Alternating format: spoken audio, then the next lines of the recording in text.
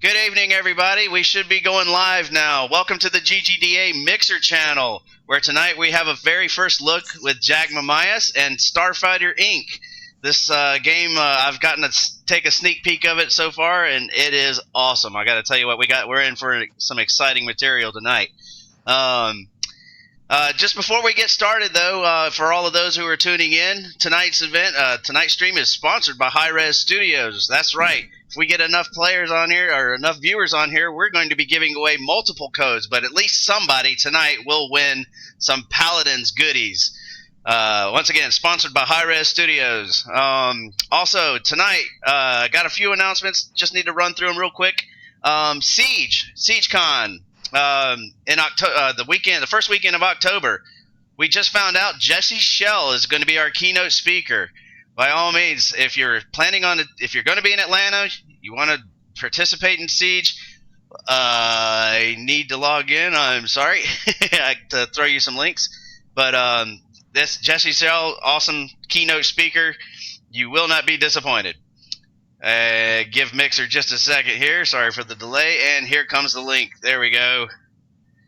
All right. Also, next announcement. The next Atlanta chapter GGDA meeting will be on virtual reality June 13th at PulseWorks. If you haven't heard of PulseWorks or anything that they're doing, they have also got some really cool virtual reality stuff going on. And here is a blog link to that. Next. GGDA merchandise. Some of you may have actually seen the little commercial that's went by here. The GGDA is a non-profit organization. We're a collaboration of all the game developer companies and indie companies here within the state of Georgia. It's a good collaboration.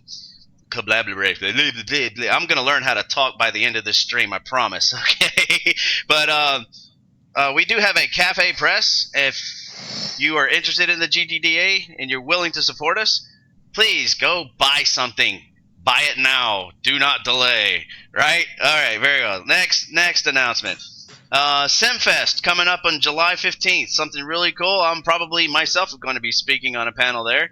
We'll see. Here's a Facebook link to that event. And what else? We got tag presentation stream to GGDA tomorrow. All right. This is also something pretty cool. This is also a very long link. Sorry. For more information, click here. Sorry for such a very big link there. We should have shortened that one up, shouldn't we? And then finally, are you a streamer? Do you stream games all the time? Do you play Georgia-made games like Paladins, Brawlhalla, anything like that? If you are and you're interested in streaming with us, please email us at info@ggda.org. All right. So I am Brian Miller. My company is Zapmill Games. My company's focus is educational gaming and educational game development. Currently, right now, this month, I am teaching game development at UGA. That's the University of Georgia's Summer Gamma Games Camp. And I hope to see some of you guys in here. You guys told me you'd show up because you were impressed with some of the videos I showed you earlier today. But anyway, Jack Mamais, as you can see him down on your little corner of your screen here, maybe, he is also a teacher at SCAD. So, Zach, please tell us a little bit about yourself. Jack. Jack, not Zach, Jack. I said, when does Zach come in? Hi, I'm Jack Mamais. I'm currently a director of game development at Impeller Studios, which is a studio I've been working at for the last 5 years. And I'm a professor of game design at Savannah College of Art and Design, or SCAD, in the Savannah branch. I've been making games professionally since 1995, where at Activision I worked on the MechWarrior 2 franchise and the Heavy Gear 2 franchise, which for those of you who aren't 50 years old, those are giant robot simulators. So I got cut my teeth in the simulator business. I also had my own company for a while in Los Angeles, where we worked on a Spyro game for GameCube and PS2. So I got my little bit of experience with console games. Decided I was rather be a PC hardcore game developer, so I joined a company in Germany called Crytek, where I worked as lead designer on the original Far Cry and the original Crysis game. Awesome. I've spent many hours with Far Cry myself. Please continue. Sorry to interrupt you. No, glad there's still people out there who like it. Yeah, I just saw there's a new one coming out. Looks pretty cool. And after I left Germany, I went to work in Chicago at a company called Midway Games. I was real excited to work there, and I was developing a brand new kind of build your own superhero console game for the PS3. And unfortunately, the company went out of business, so I had to find a new job. So I decided to come down here to Savannah, Georgia, which is my hometown, and do some game development down here. And I was recruited to work at SCAD, and Starfighter Inc. is one of the first projects that I've been working on down here, and it's finally ready for us to show stuff after 5 years. All right, very good. Well, as I'm reading here, Starfighter Inc. is the next generation PC space combat simulator that places players in spacesuits of mercenary star pilots in the year 2230. Hopefully, we'll actually have that kind of technology a little bit sooner than that, because I'd like to see it. I don't think I'll live that long. But anyway, so yeah, I'm informed here that the game is built on the Unreal 4 engine. And just successfully achieved some funding from Kickstarter. Can you tell us a little bit about that? The Unreal 4 engine Kickstarter? Yeah, either or both. Oh, okay, or the year 2033. Oh well, hey, if you got a vision that far ahead, please tell me what's the winning lottery number in 2023, so I can tell my great grandkids. We set it 200 years in the future because we wanted it. We wanted a chance for mankind to fully exploit our solar system, and one of our core design aspects of the game is we're using only hard science in this game. And what that means is it's got to be science that is provable by today's mathematics. So we have no faster than light travel. We have no shields. There's no stealth in space, believe it or not. There's no anti-gravity. So when you're when you're in a ship, unless your ship is going 1G, you would have 1G of gravity by standing on the deck plate that's opposite where the engine is shooting. So all this stuff we had to consider when we were doing our game. But we did want, for our story and our narrative, we wanted corporations are very important in our game, and they kind of, at this point, they've shed all the illusion of government and religion and everything else that is used to control mankind, and they just buy and sell everybody now. And they have exploited our entire solar system all the way out to Pluto and beyond. And they drill where they can drill, they mine where they can mine. And since they have contracts with each other and everything is about money and contracts, if they want to get something done under the table, they hire a mercenary pilot to do it. And the best way to do it, most of these missions are sort of clandestine because they're not really shining in the light of day. Our guys sort of work between the cracks, and we work in. I've got here a shot of the hangar, but this shows you our extreme in ships, and I'll go through this in a little bit as I answer your other questions. But that's sort of the setup of the game, and that's why we chose the time frame we chose, which is a couple of hundred years in the future. But for reasons unknown, the AI and all the computer and stuff, that's only about 50 years in the future. So in about 50 years, they stop AI development. Okay. Which, if you know anything about AI, you know at a certain point, it turns on you. So these guys have already dealt with that or whatever, and AI is basically a little more advanced than Siri or Google Echo and stuff like that.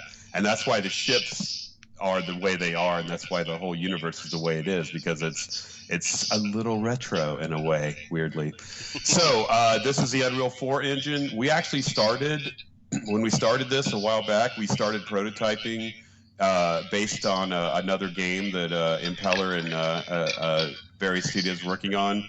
And it was a multiplayer game in the Unreal 3 engine. So we kind of just modified the vehicles because we had to test a lot of the gameplay, because all our ships have actual thrusters and they're actual physical objects who move through space. They're not put on a spline curve. They're not automatically made to be airplanes, because most space sims you see are basically airplane simulators. They're not space simulators. they're two different animals, and we set out to do a real space simulator. They don't fly like airplanes. They don't act like airplanes. They act like spaceships, and spaceships have different problems. So we were on Unreal 3. We had a company come to us and show us a new engine they were working on, and they wanted us to prototype on it. So we moved to that engine for a while, but that didn't quite work out. So we took a look at Unreal 4. We liked what we saw, and we moved to Unreal 4 a couple of years ago, and we've been very happy about the Unreal 4 engine. It's a beautiful, wonderful engine. We love her. About Kickstarter, we originally did a Kickstarter a couple of years ago, right before we moved to the Unreal 4 engine. We were unsuccessful in the Kickstarter, so we went and we did a post-mortem on why we were unsuccessful. We didn't show enough gameplay. We didn't properly have the reward structures in the right way. The game we promised was too big, so no one bought it. So we restructured and we did another Kickstarter, and we had a successful funding goal of 170 thou, which is very great for us because we're a very small studio, and we're able to get some vital things that we need to get taken care of. That was actually one of my questions from one of my campers, if you don't mind. How big is your team? Our team varies from about 10 people to about 40 people. We've got people all over the world. Our original goal when we made the team was to team industry veterans who had a lot of experience with a lot of fresh talent. Because as a teacher, I see a lot of people graduate and then they go off. Some of them get a job in the game industry. Some of them don't get a job in the game industry. But I see a lot of talent like going away from Savannah and going away from stuff that I'm doing. So myself and my partner, the executive producer, he said, well, let's get you and some other veterans in the top positions of the company and team you with a bunch of fresh talent. So in this way, we can, we have no barrier to entry. We'll let anybody on the team as an intern and try their way to see if they can get, work good enough. And those that work good enough, we bring on as a full-time contractor capacity, because we're a virtual studio, so everything is run virtually. And that's worked out really great. We've had some great success, and we've got some great veterans attracted to the game too. Like one of the first people to join was David Westman, and David Westman was one of my heroes when I first started in the business, and even before when I first started playing PC games. He was one of the designers who worked on the X-Wing series, which was oh my god, I think one of the greatest space sims of all time. Oh my god, yes. Even though it's technically an airplane simulator, like I was telling you, it was the first time for me. I don't think they've ever done Star Wars that perfect and brought it into life as a game. So for Dave and I knew each other from Los Angeles, and we asked him to come aboard, and he's joined us in a senior capacity, and just doing a great job. And he's brought, like when we first started doing this, hard science was something we were looking at, but we were just looking at it not as the core, as just one of the pillars of the design. So okay, you have thrusters and you have to do a reverse burn to slow stuff down, and there's gravity considerations and things like that. And Dave came on and said, no, we should go full hard science. Wow. Full hard science. And I didn't know that meant no faster than light travel, no force fields, no gravity, no stealth. There's no stealth when you have science, because we can see Saturn from where we are. So if you got a ship burning through space, you can see it from Earth. You can see it from, you'll see it and you'll know what it is from a long way away. And in the future, there will be cameras everywhere. There'll be cameras everywhere. So they'll patch into a satellite or defense, grid or something like that, and they'll see who's coming. So all the missions have to be real up close, where they're coming out of a carrier or they're hidden in some way. So you just don't have a fleet approaching, because you'd have too much time and you'd utterly destroy them. Well, hey, I just noticed I'm going to make a re-announcement here. We're up to 145 viewers. Thank you for joining our stream tonight. And once again, we are taking a first look at Starfighter Inc. with Jack Mamais here. I got it right this time. It's not Zach, it's Jack, right? That's right. I wish my name was Zach. Zach's a cool name. Yeah, well, yeah. I think we might actually have Zach online, too. I know he said he was going to join us, too, fellow GGDA member. But also, just to remind everybody that tonight is sponsored by Hi-Res Studios. We are going to be giving away some Paladins goodies, so hang out, check out this brand new game, and in order to qualify the algorithm that we have written for Mixer here, we need you to make a chat in the comments down here. So please let us know you're here. Wave at us, do the zero wave / something. But enough of me talking. Jack, show us the game, please. This has been, and also like my camera's right here.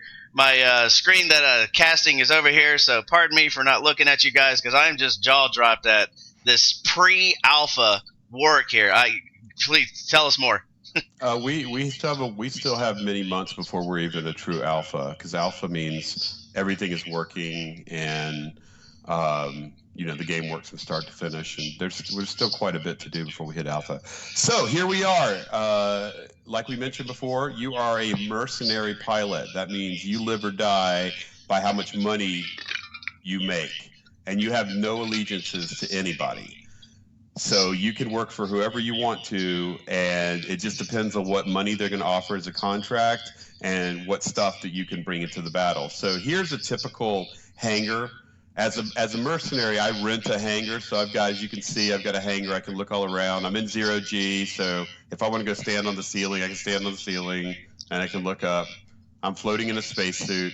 Our spacesuit itself is armored, and it can survive in space, and it has little thrusters on it. That's how I'm moving around. It has little thrusters. It's pushing me all around.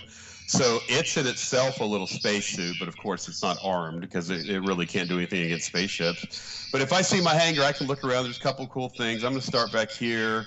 I'm going to go to here on the wall. We have a space sim. This is a training simulator. I'm not going to show this tonight because it's just goes through the basics, and I'll show you guys all that in a real world. But this is where you can be taught to learn all of the features of the ship. This ship right here, this is called the Shrike, and this is the smallest ship that we have. As you can see, if I come up real close to it, the cockpit's pretty small. It's about the size of like a VW. This ship in our game is like a 120-year-old ship. So it's like, if today it'd be like us flying an F4 Phantom or a P-51 or something like that. But the cool thing about the Shrike is an electronic warfare ship.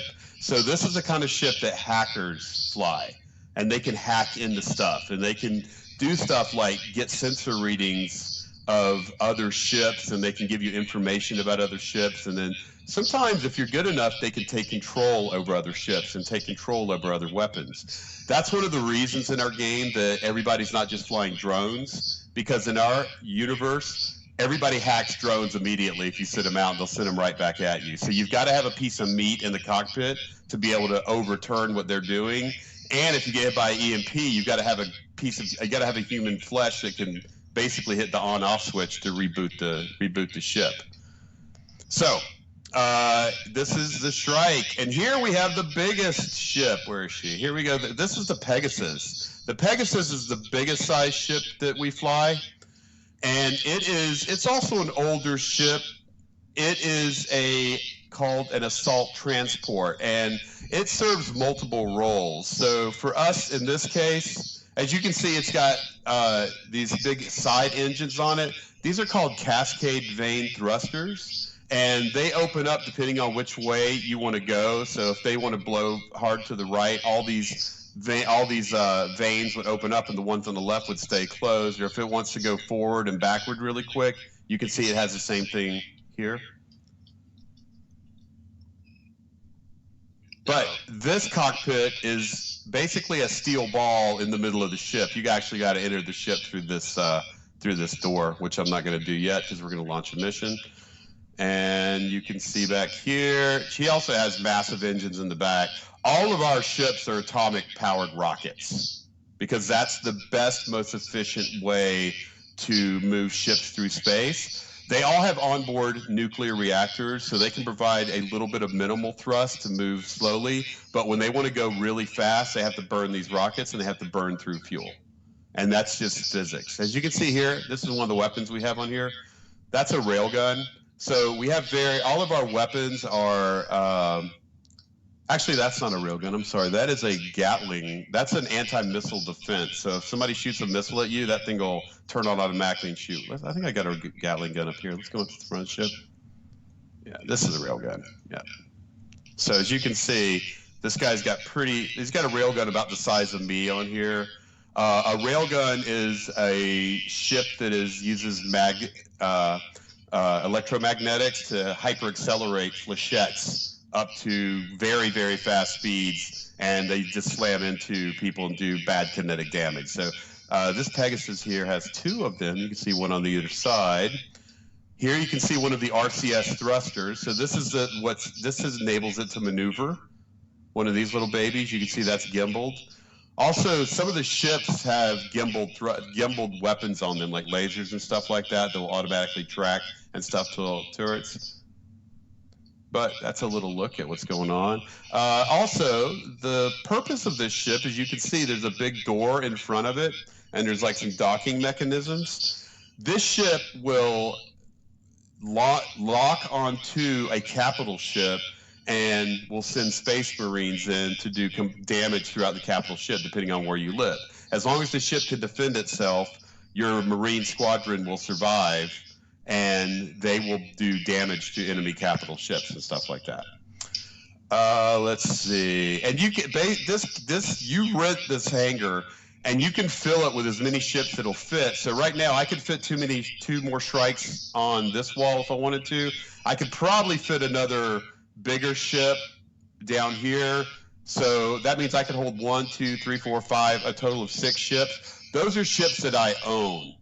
So when I take them into battle, if they get damaged, I have to repair them. If I can't repair them, I can't use them. I'd have to sell them for scrap. Here we're going to see, this is our tech board. I don't know if you can you read this? Oh, yeah. It's just legible. Okay, you can see we've got 3 types of ships that we're right now working with. You can see the light fighter, Shrike class configurations. They've got things like arm reconnaissance, cyber ops, EW, interceptor, light Shrike. So each of these has different configurations of weapons. The weapons we have in the game right now are the Gauss gun, like we talked about. We have lasers. We have lasers that are called spinal-mounted lasers that are more powerful lasers that shoot straight ahead of you. And we've got gimbaled lasers that will track toward target. We have lots of missiles of all classes. So the missiles themselves are the delivery unit, so they can be small, medium, or large in different sizes. And they can have different warheads and different sizes of warheads. There's a lot of nuclear warheads used in space, and you can decide your kiloton yield and how big you do that. Obviously, the more expensive the warhead, the more the mission is going to cost you. So you want to be careful. You don't want to always bring your best ship and the best weapons to do it, because you risk damaging it. And this is a completely multiplayer game, so you're going to be playing against other people in the world.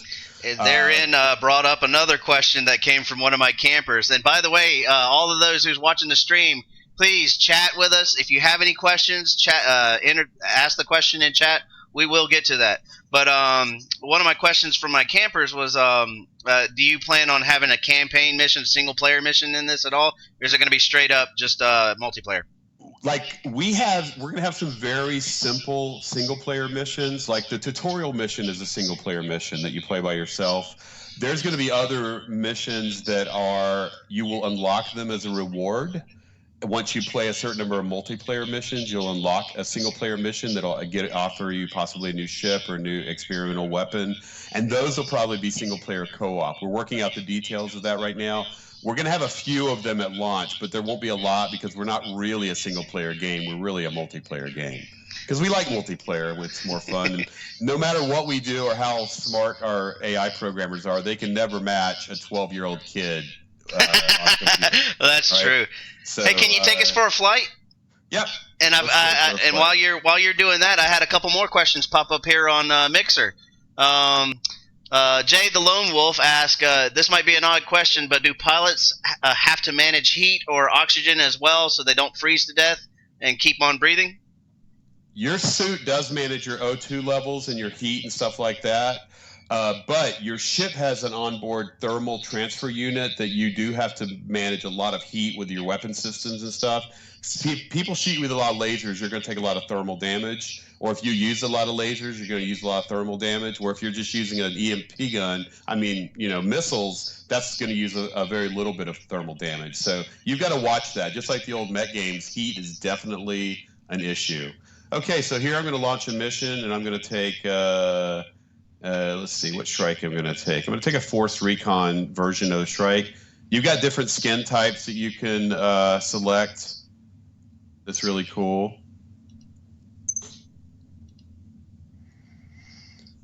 Skins really don't matter. It's just cosmetic. And that's a big way, in the way we're going to monetize the game, is to give people... why did you not deploy? Come back here. Let's try that again. Oh boy, not expecting some guys are some of the streamers are saying that I've got a echoing issue. So let me see what I can't do about that while you are talking to us. Do you have your Are you going over speakers or something? How mad are you going to be if I say yes? I'm going to say that's why you have an echo. That might be smart. All right, here, I'll fix that. Echo should be gone now. All of our hard work has paid off, and we can finally blast these assholes. Can you hear that? I hear you. Can everybody else hear everything else? And losing it will set them back for years. I want you to go in there and take out their core reactor. All right, I apologize about that, folks. One thing I forgot to set up and plug in was my headphone.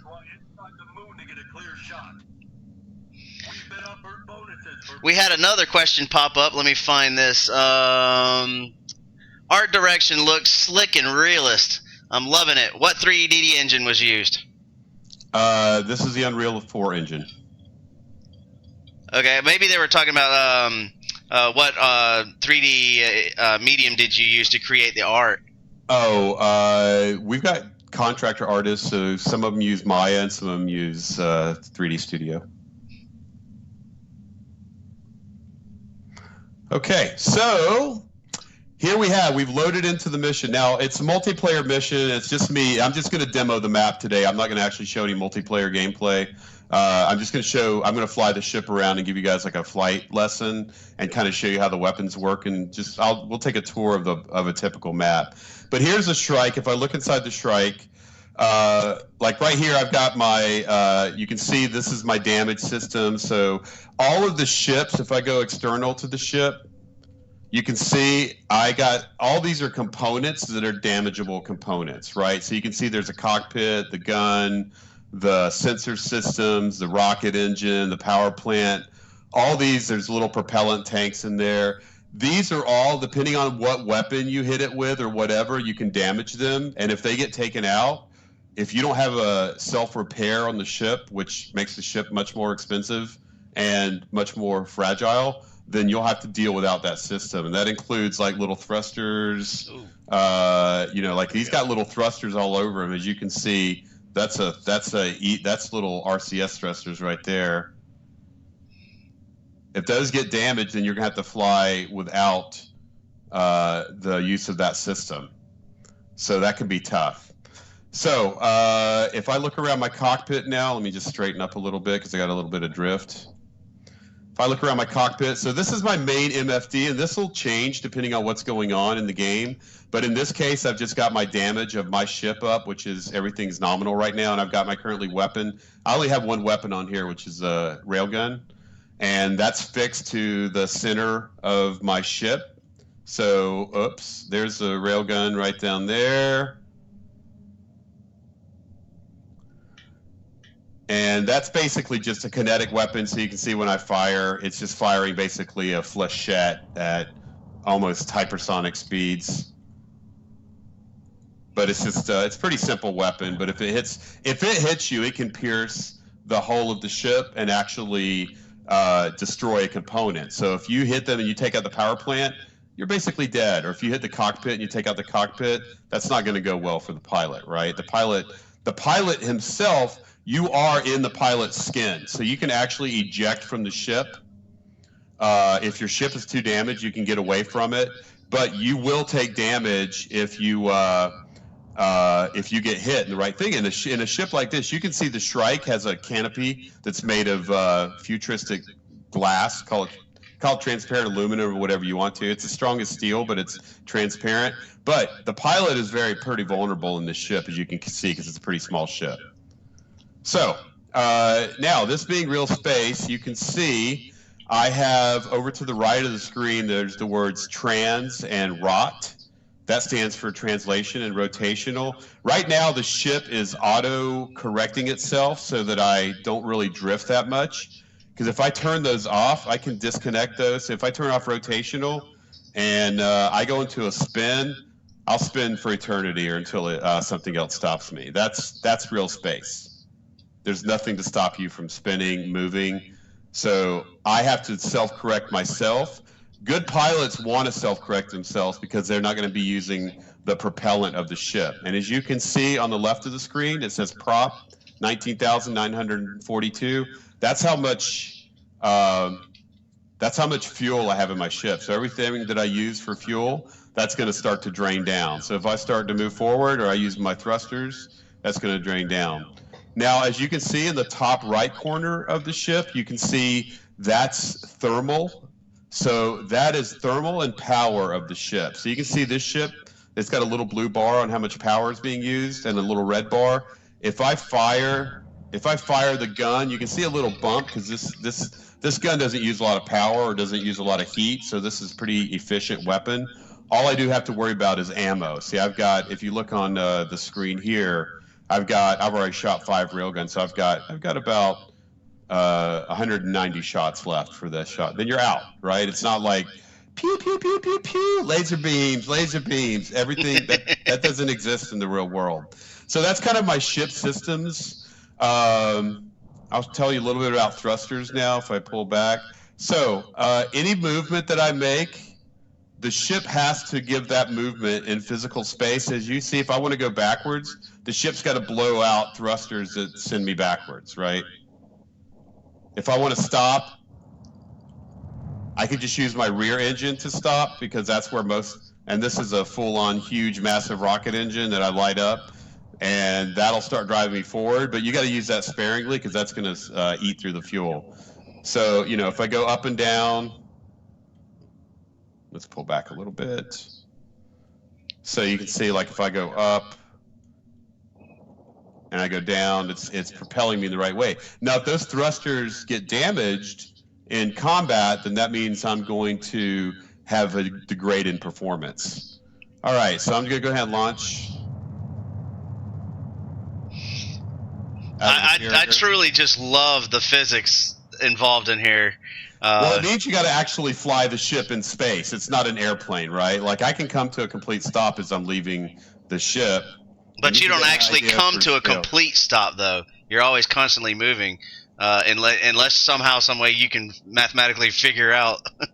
No, when I have my the translation or rotationals on auto, the ship will bring it to a stop. Okay, so, cool. That's an optional thing I can use. And it makes it easier to fly because I'm not always correcting and stuff like that. But good pilots actually turn that off and they fly with it off. But this is for our new pilots. So we'll talk a little about this. This carrier. This is a mercenary carrier. So it's a converted ore carrier that they've turned into a space carrier. And it's about 4 kilometers long in space. So I can do a little flyby of it to get a good look at it.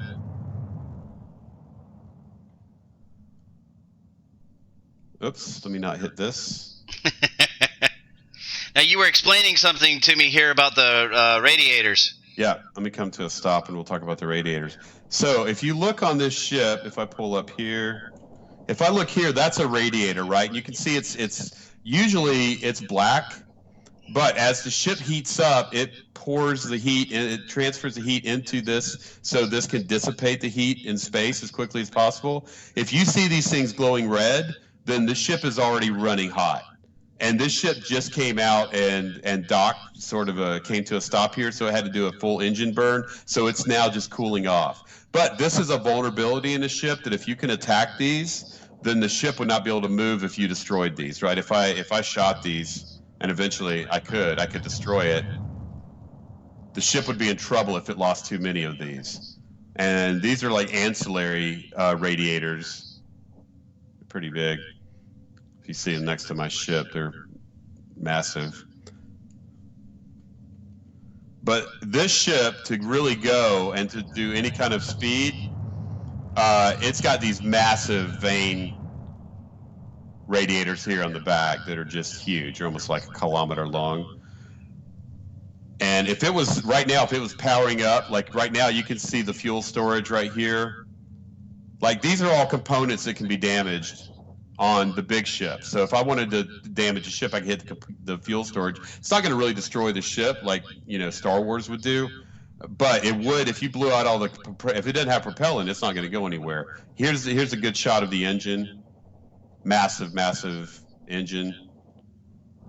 Also can be damaged, but this radiator is essentially serves to keep this engine so it doesn't vaporize because it gets too hot. Because in space, heat is a big problem. It's a big problem. You have to deal with it. You've got to put it somewhere. It doesn't just magically dissipate to the atmosphere. So, and this thing's got a massive. You can see this is a massive engine. Yes, energy is a constant. Yeah. So if I come here, this particular mission, this is designed to be a 4v4 mission.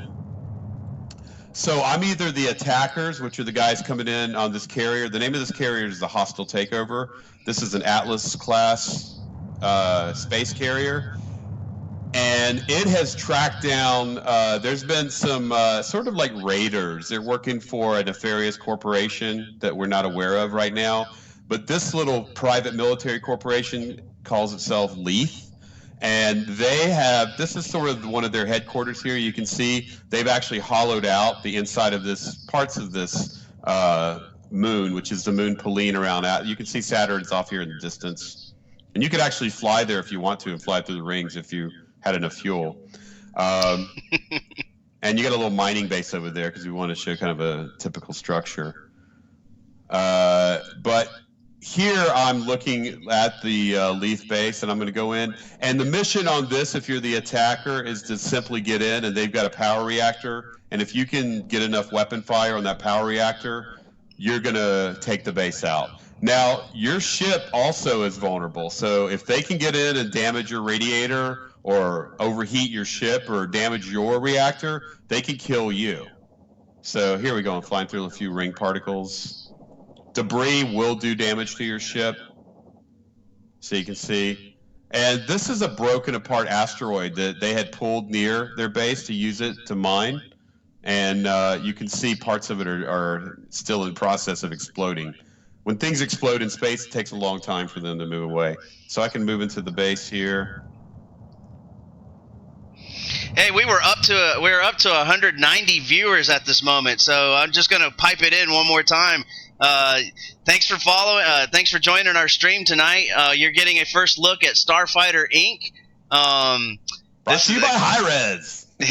Brought to you by Hi-Res. You got it right. Hey, we do things like this every Tuesday, and we have a weekly schedule as well. If you like what you see here, you want to take a look at more first look at games or get more personal interviews with game development and industry leaders, please follow this channel. And also, as he mentioned, tonight's sponsored by Hi-Res Studios. If you're a Paladins fan, hang out, chat something in the chat engine, and you may win some Paladin goodies by the end of the stream. But you need to chat. We need to hear from you.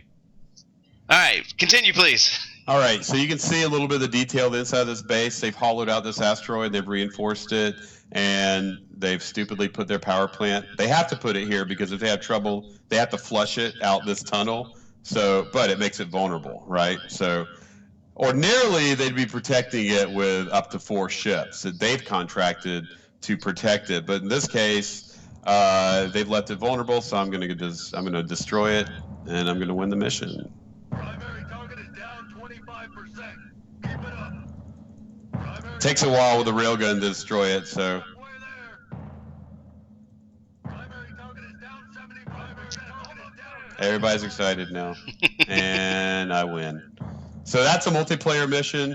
At the end of the mission, you find out, since it's just me, this is all I get, but you find out how much the mission costs you to run. So what your costs are. You find out how much the contract was. Whatever contract you sign up for, 1,000,000 credits or whatever, you would sacrifice. You would subtract the cost of the mission from that, and sometimes you get salvage rights, so you might salvage weapons or something else like that. Then you can come back to your hangar, buy new ships. Right now, that's the ship that I took in the mission. So I would be able to now open this up and change the engine out, or change it to a different gun, or change it to a different loadout, or reinforce the cockpit, or whatever I want to do to upgrade the ship and make it a lot better. And that's the game. That's the game in a nutshell. It is a beautiful, beautiful game. All right, everybody on chat, don't forget, please, if you have any questions, comments, complaints, even, I dare you, please mention them in the chat, and we'll talk to Jack here. In the meantime, so you guys are big physics fans, all right? And I love that fact. I'm a big physics and space fan myself. So do you think you can talk a little bit about the game physics and the influence in your game, the technology and development? Yeah, maybe talk a little bit about it, because I'm such a big fan. Well, like I said, when I first signed on the project, I wanted to do what I want to call a real. This is the other ship. I'm going to fly the other ship, and just see you guys let you see it. Yes, please. That's the Pegasus. I'll just kind of fly around when I'm talking. I wanted to do hard science, because I always like the idea of retro rockets and thrusters, and I just wanted more grounded than what you see like in Star Wars and stuff like that, which feels really. A lot of, and even Star Trek, which I'm a big fan of, it feels kind of like space fantasy rather than science fiction and speculative fiction. So the idea was to make it more cool, like doing that, and also give that as a niche, so it has a reason for me to. And you can see this is I'm in the middle of a steel ball in the middle of the ship right here, so this is all virtually projected onto the canopy. So there's no actual glass in this cockpit on this ship. And that's what we were going to do. We were all merrily moving around. We're like, okay, let's put the thrusters on the ships, blah, blah, blah. We're so cool. And then Dave Westman joined us and said, no, you don't understand. We're going to do real physics, and we're going to have real stuff happening. You can see this ship's a lot bigger. I'm just barely clearing, getting out of the station. Suck in. Well, this is our biggest ship, so if this works, then everything works. But you can see on the left, there's a whole huge this has a massive amount of weapons on it. So Dave came on board, and we started to look for a physicist to join our design team, and we found one, a gentleman named Zach El Haj, and he is just working on his degree in physics. I think he's getting his PhD or something big time, but he's joined us as everything has to go through him before we can do it. So that's a constraint that Zach has to approve it before we do it. So everything has to be real physics. And when we do this, when we build the ships, like this ship, when it has if I do a component view of that, you can see it's got pretty detailed components. All of the weight and the weight differentiation, and the way the ship has to be all balanced, it'll spin when it moves. So all of that is taken into consideration. The way how much heat the engines put off, the thrust of the engines that they put off. All this has to be. You can see this even they're vibrating because it's hitting so much thrust. Wow. Like those are bigger than space shuttle engines, and. This ship is built for VR, so you can see that when you have a VR, you can look all around a lot, and you have total control of everything. And we might even have cockpits that you're standing up in to facilitate some of the more radical VR stuff, where you're just pointing at a ship to lock it, and doing a hand gesture to engage a weapon or something like that. So we're doing a lot of really next generation VR stuff. I think I just lost a year of my time playing this game when you launched VR version. VR right at the beginning. All right. So HDI Andrew, the president of GGDA, asked you a question here. Why make this game independently instead of with a big publisher? Well, a big publisher would not make this game. A big publisher would want it to be mass market, and they would want to attach a license to it, and they would want to compromise on a lot of stuff because flying this ship is not easy. This is a real spaceship moving through space. So if I gave this to Activision or EA or something like that, they would say, no, make it more like Star Wars. It's got to fly. We don't care about the physics. We just care that it's a game, right? And besides, I don't even think they would do it anyway because it's like it doesn't have a license attached to it. You can't really do a AAA game without a license attached to it. And we needed this to be an original license because there's nothing out there that has what we need in our narrative. All right, let's see if I can find another question here. All right, yeah.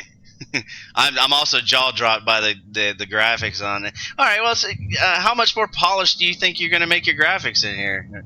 Well, this is pretty much our target for our graphics. I mean, we're pretty happy with this. If we can keep this level of graphics and get the frame rate we need. Right now, our game supports 4 versus 4 multiplayer.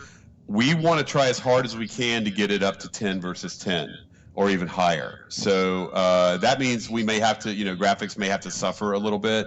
Hopefully not a lot. We're making sure, everything is tested in multiplayer as we use it.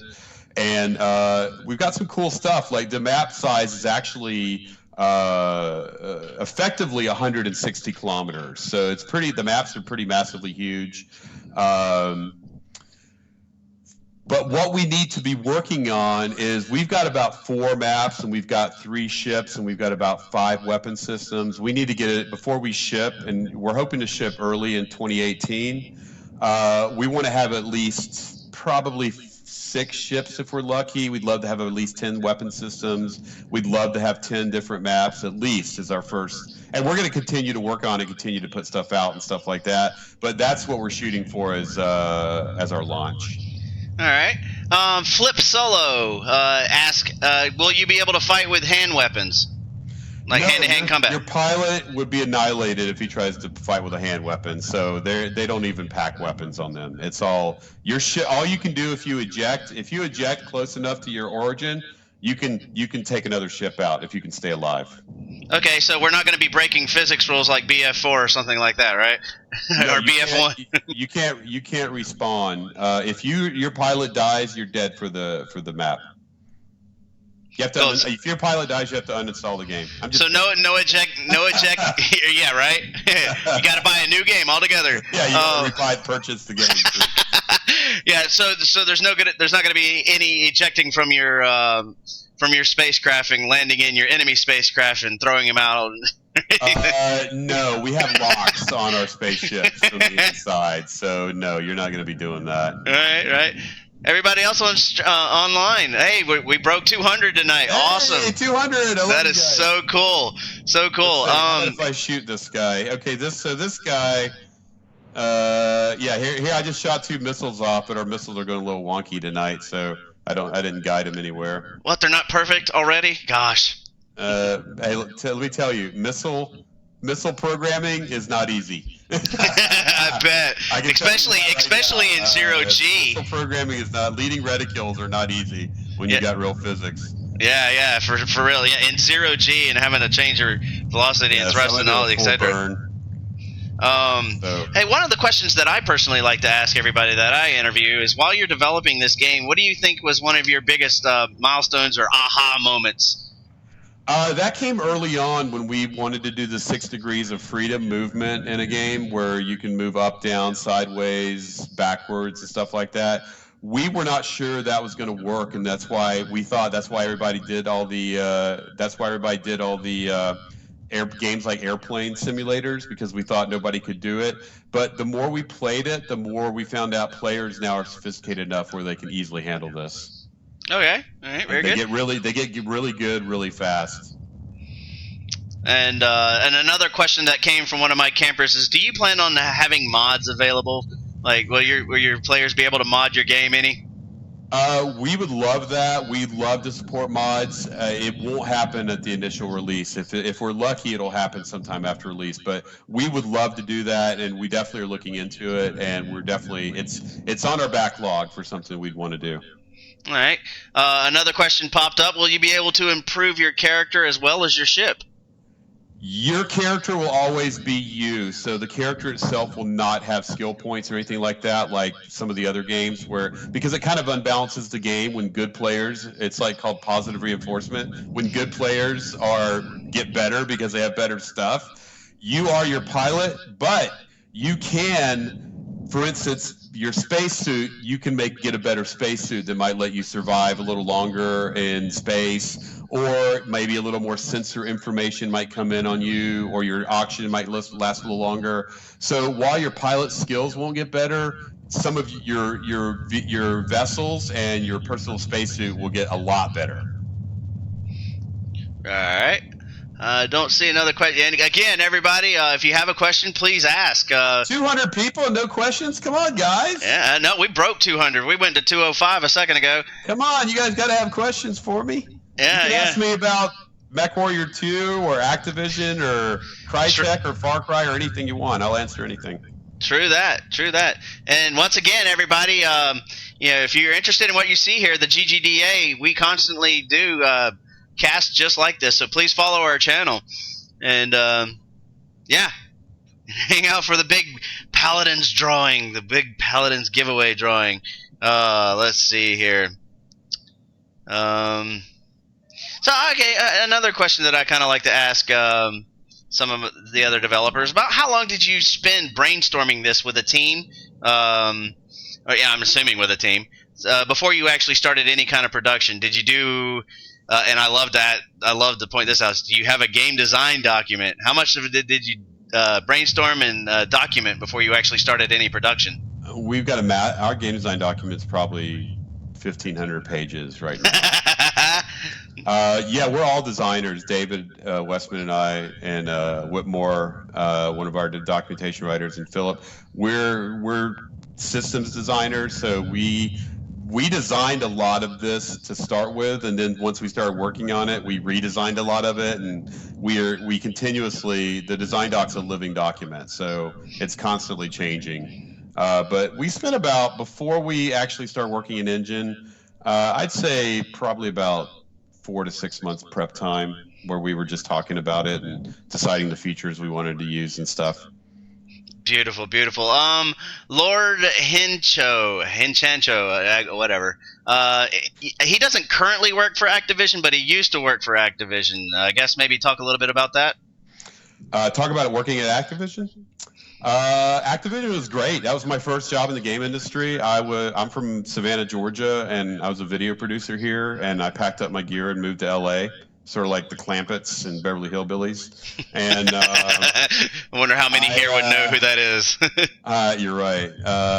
My references don't work anymore. No Gilligan's Islands or Brady Bunch jokes. So I moved to LA and started working in the film business for a little while. And at night I was bartending, and at one of the bars I worked in, I met a designer on Activision, and he's now a really well-known lead designer on a lot of projects, really good friend of mine. He said, hey, they hire producers at Activision, so give me your resume. So I gave him my resume, and I got hired at Activision 3 months later as a producer. And wow. The first game I did was MechWarrior 2 as associate producer.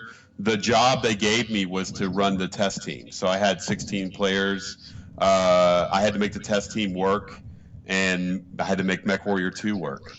And it was crazy, but they were happy with me, so they promoted me to a full producer. And I basically ran the MechWarrior 2 franchise. I made all the sequels. Ghost Bear's Legacy, I produced that, and Mech 2 Mercenaries, I produced that.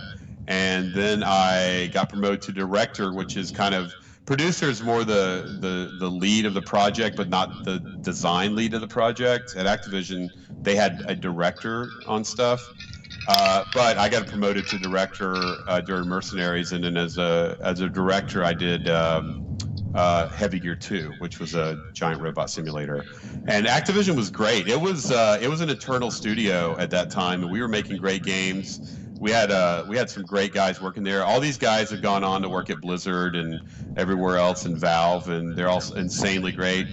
And but they were making some really creative stuff. Like one of my favorite games made by some buddies of mine is called I-76, Interstate 76, which was a car simulator, like a 70s car simulator. It was so creative back in the day. And I was sad when Activision sort of became more of a publisher rather than a game developer. So they don't really develop games anymore. They just they push money around and do E3, sadly.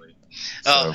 My request is let's go through Saturn's ring, and while we still have a few more minutes, we had a couple of good questions pop up, and Flip Solo happened to mention Black Gold Texas tea, so you ought to be proud of it. That was my story in LA. Yeah, you bet. All right. One of the questions: do you plan, Lord E Han Chu? He corrected me on how to pronounce it. Do you plan to release this game via Steam? And given the eventuality of retirement, what do you think of Steam Direct? We are on Steam right now. I'm playing through Steam, so it will be on Steam. I don't know what Steam Direct is. Tell me what that is. All right. Well, that's up to you, Lord. In the meantime, what are the main tools you use to keep your team communicating well, since all of you live in different places? Now, this is something I will find very valuable. Slack and Discord. Slack and Discord. So no Skype? Skype will not let you. It has problems with a lot of people sometimes, and sometimes we have like 30 people in here. So no. Okay. So we stopped using Skype a while back. And then also, how do you like being indie as opposed to working for a professional studio? I love it because I get to do what I want to do. I was lucky in the industry that I was usually the one in charge of the team, so I got to make a lot of decisions on things. But still, there were things that I'm flying through the rings now. I'm just going to come real. Yeah. Yeah. So it's like Voyager, right? Or the new, or the close to the demise of series, right? Yeah, but indie. So like even like working, I still had a lot of creative control in my position, and but even then, like for instance, on Crytek, I wanted to make it an open world game, and it was decided that we would make it. There you go. I'm going through the rings right now, as you can see. Yep. Look at all that little dust. Beautiful. Under him. See, and then I'm gonna come up underneath them. And that's one of my favorite facts about the rings. So for me, it's great. I don't think I'll go back to working with a publisher personally. Right. Yeah. And so I was just kind of highlighting or pointing out, you stayed accurate with the rings because the rings, we can see it here from Earth. It's absolutely huge, but the actual rings themselves are very, very, very thin. What, like 30 feet thick? If so, it varies. I think the biggest size of a rock, and this isn't one of the thick. This is like it's called the G ring. This isn't one of the, but it can have rocks as big as they said a house. So and everything we have in the game, all the stars are in the right place, all the moons are in the right place. It's all in the right place. So everything is done correctly. How much research did you do with NASA and all the assets that they provide? I think Zach uses those websites a lot. I mean, Zach just tells us what to do. We don't care. Whatever Zach tells us, we do. So, right. And, we're happy to do it. As game designers, it's always fun to put constraints on stuff because you have to be really creative about stuff. So we actually like, when they're like no shields, okay, let's get some reactive or ablative armor going. How's that going to work, right? So we're doing our armor tests and stuff like that. Let's see here. Steam. Andrew answered us. Steam Direct is the new Steam sales platform taking place of Greenlight.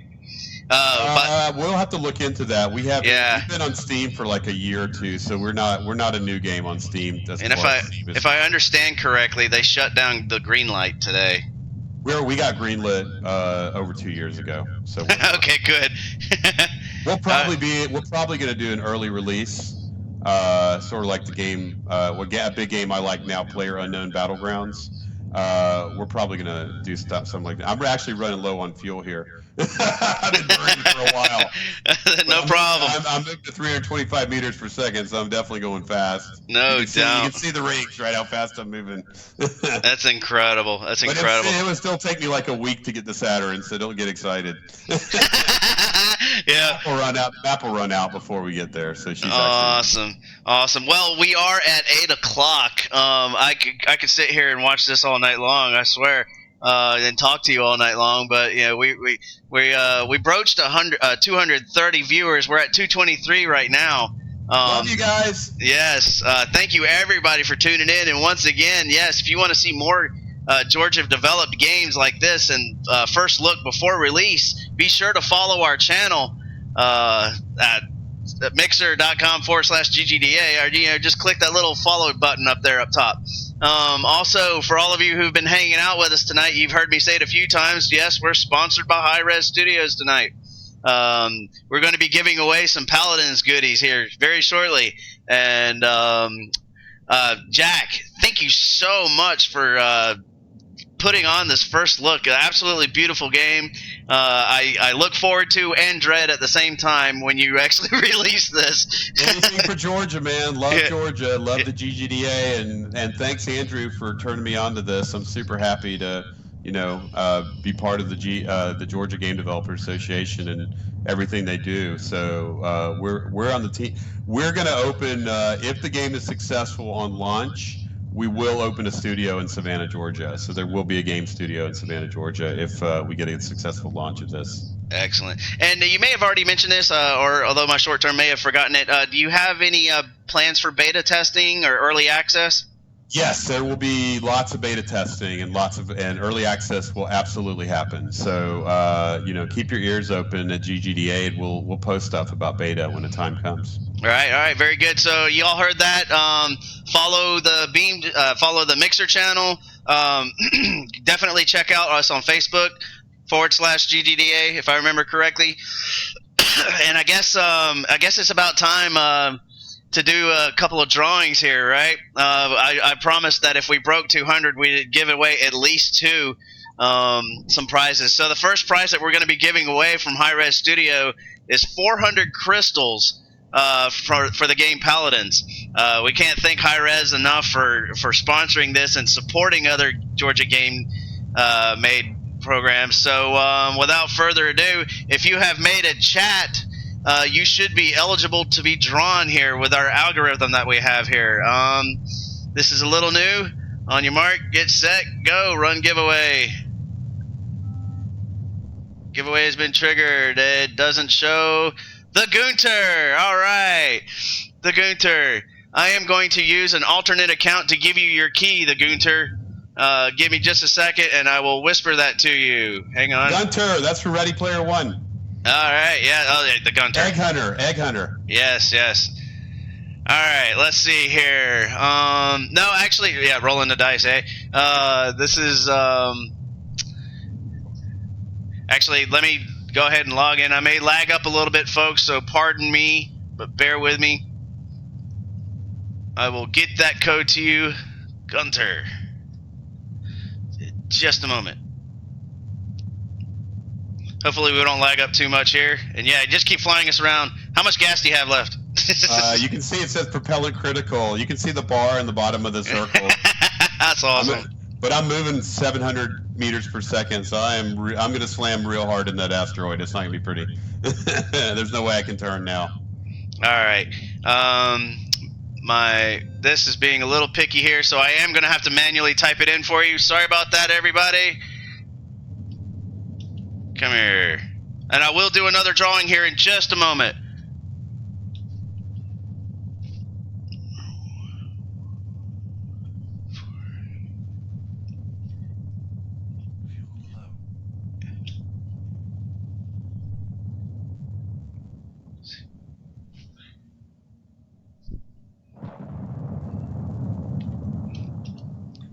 All right, Gunter, you just got your code. I whispered it to you.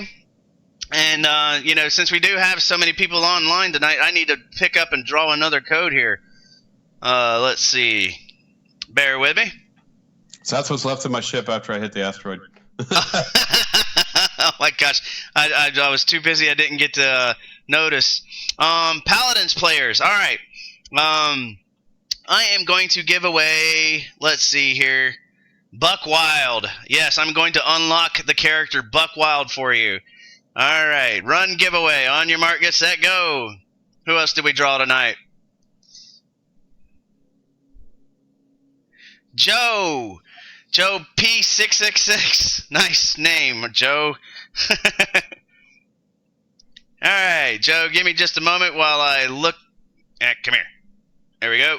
I do need to hand type this in. His game is kind of eating up some of my CPU here, so that's why I have to do it the long way.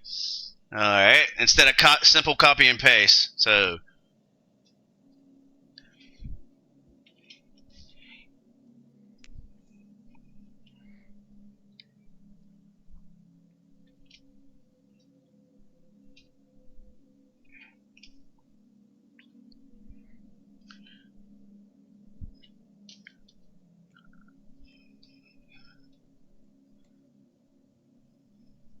Double checking it. Looks like I got it right. There we go. All right. Joe, you just won. And I just whispered you your code. Be sure to cash those in. Everybody else, thank you so much for popping in on our stream tonight. Let me make a couple quick announcements. The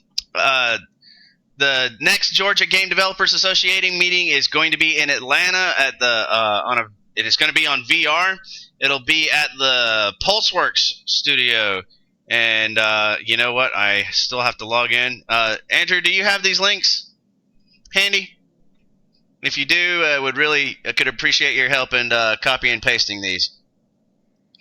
And while he's looking that up, also the GGDA, we are a non-profit organization, so anything and everything that you do, if you look up at the top right-hand corner of your screen, you're probably right over here, you'll see a StreamYard link to where you can give us a tip. Hey, we'd appreciate it. But in the meantime, the GGDA, we have a cafe press. So if you're interested in buying some GGDA merchandise, please, by all means, buy it. Buy it now. Help. Also, on July 15th, we got SimFest coming up. We'll be copying and pasting you the Facebook link to that. And finally, if you stream games, if you are a streamer and you're interested in streaming with us, our requirement is that you stream Georgia-made games. Saying games like Smite, Paladin, Killing Floor. Oh my gosh, there's so many. Know your developers. Know where they're located, please. If you're interested in streaming with us, Brawlhalla, how could we forget that one? Just shoot us an email at info@ggda.org. All right, yep, there's the Facebook link for that. And I guess finally, the tag presentation will be streamed on GGDA channel tomorrow.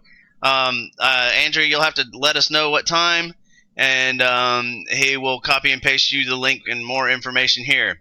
Other than that, everybody, thank you so much for showing up tonight. Jack, thank you once again. I can't thank you enough. My pleasure. Thank you. Andrew, everybody else, y'all have a good night, and we'll see you tomorrow. And my goodness, next week, yes, we're going to be live streaming the VR, if I remember correctly. Yes, we're going to live stream the actual meeting, and then after that, we're going to have on the next Tuesday, we will have a game development workshop where Diego Lazarzo is going to be, I believe he's going to be making a new game in Construct 2. I'll have to follow up on that one. But last time I talked to him, he's talking about using Construct 2 instead of Construct 3. And 6 p.m. tomorrow. Yes, thank you, Andrew. Other than that, everybody else, good night. Pleasure being here, and stay tuned. Follow our channel. Buy stuff. Good night.